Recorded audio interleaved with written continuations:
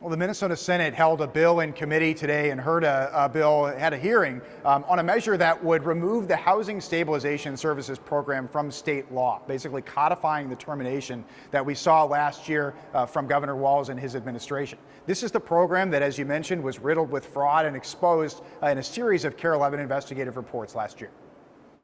We're going to go pay the Brilliant Minds offices a visit. Last spring, KARE 11 Investigates began exposing widespread Medicaid fraud in the state's Housing Stabilization Services Program, which launched in 2020 to help older people and those with disabilities find and maintain housing. Scam.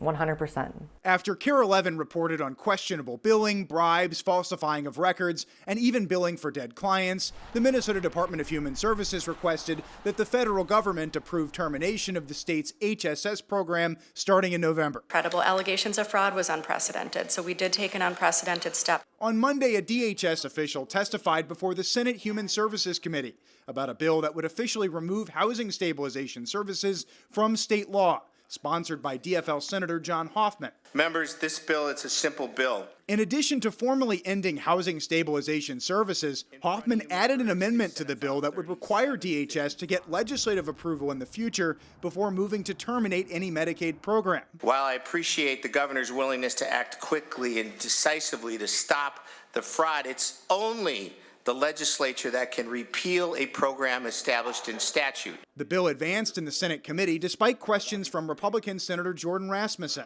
over the need for legislative approval. Would this type of language prevent you in the future from being able to address a program that has a high level of fraud in it? DHS says they are potentially worried about losing the ability to stop fraud and will work to address that language in the bill.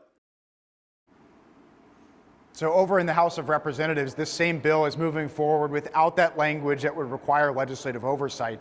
This is kind of the key hang-up between the parties and lawmakers in both chambers, as there is broad bipartisan support to formally end the Housing Stabilization Services Program. That's actually on Governor Walz's list of legislative priorities for fraud.